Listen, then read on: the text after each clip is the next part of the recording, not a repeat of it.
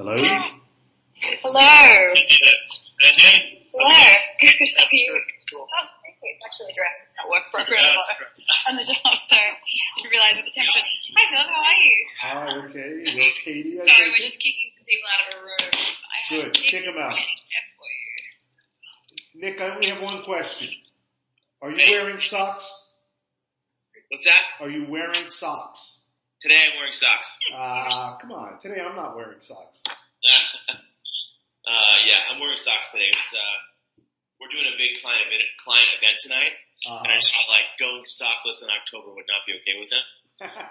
I'm not wearing socks. Well, you're a woman. You're allowed. Is that allowed? Yeah. We all buckle down to our corporate masters. Right. How are you doing? I'm good. How about you?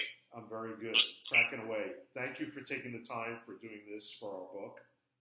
Yeah, no worries. It's really great. If you'd like, I have the questions. I don't know if you have them in front of you. I don't, but you can feel free to. Okay. For the purposes of sound clarity for the transcriber, it's best if we go without the video, if that's okay with you. Yeah, great. Great. So I'm going to turn mine off. And I will get right to it to get the most out of your time. Here are my questions. Okay, so Nick Ramito of VTS, what challenge did you see in real estate that made you want to become a PropTech founder? Good question. I would say the biggest challenge for me as a real estate professional at the time was just not having access to basic information to do my job.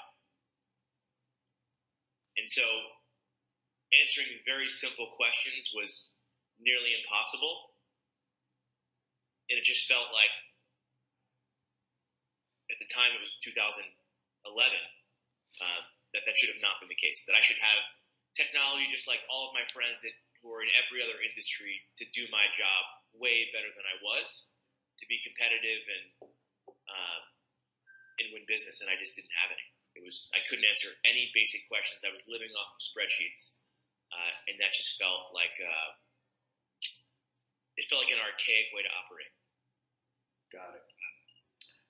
In turn, then, what were the greatest obstacles to success for VTS as a PropTech startup?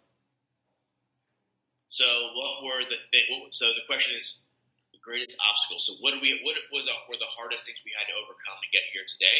Correct. I think the hardest thing was at the highest level convincing lots of people who make lots of money that they have a problem. Change management is hard enough, but when you layer in the fact that people are very successful, you almost become naive to the issues.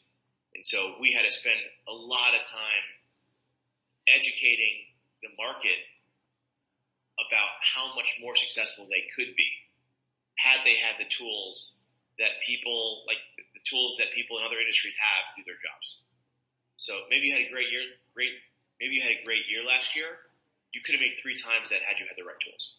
So, change management's hard when you're doing it with folks who make a lot of money. It's a lot harder.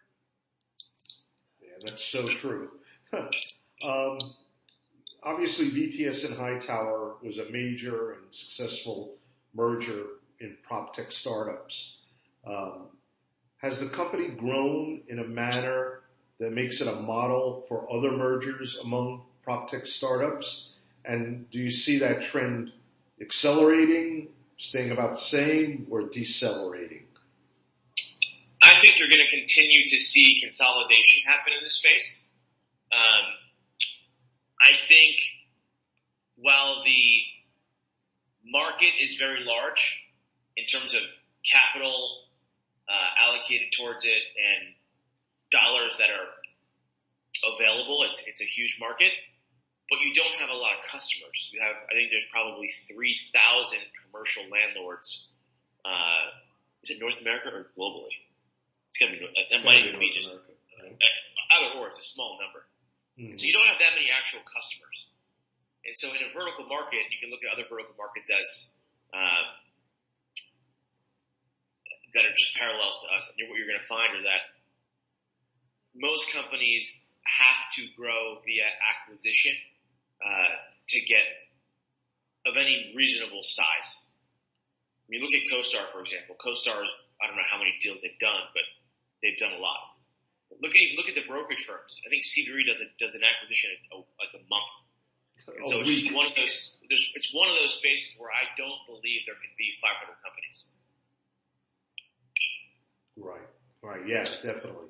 Having come from CBRE, it seems like we did one a week. Right. I mean, it's just. I don't believe that the market. There cannot be 500 successful commercial real estate startups. Right. So then, do you see acquisitions of PropTech startups by traditional real estate companies increasing in the next few years? I do. Mm-hmm. Yeah, I think you'll see. I mean, speaking from the VTS perspective, it's 100% a part of our strategy. You know, we're going to do more acquisitions. But if you look at some of the other real estate firms, you know, they're getting their feet wet by starting these VC funds, right? They're either investing in funds like yours or others, or they're creating their own off the balance sheet. Like Brookfield, I think Brookfield's fund is $300 million off their balance sheet, right? So they're starting by investing, and then I think the next logical place is to start potentially buying if they think it's going to help their business. So again, the other side of that coin, do you expect VTS to be acquired someday? I don't know if we'd be acquired or if we'd go public. You know, I think our investors would certainly. I don't think our investors would mind us doing an IPO in a couple of years. But we've got. Lucky for us, we've got a very healthy business and plenty of time to figure that out. Let me ask one more question about that. In trying to figure it out, are there tipping points or triggers that would make you decide to go one way or the other that you look at? Yeah, I think people, when you do this for a long enough time, you learn a lot about what it takes to run a public company and what are the characteristics of a business that you need to have to, I think, do it successfully. And the number one thing is just market size, right? I don't know that a lot of the companies in our space really understand the true TAM right now, or do they understand how big their businesses can actually be? And when you're honest with yourself and you look at that, it becomes a lot easier to decide. Am I building a public company, or am I building a really successful private company, which is okay too? There's no right or wrong answer. But I think for us, you know, our larger vision could 1,000% be a very successful public company. You know, but there are other things that you've got to look at that are outside your control, right? Market conditions, capital. There are just things that are always a part of those decisions that, you know, we'll have to face when we get there. But again, we're a couple of years out. Got it. So what did you have to learn as a founder about how to build a technology business for real estate? Mm-hmm. Oh my God, I don't even know where I would start. What do I have to learn?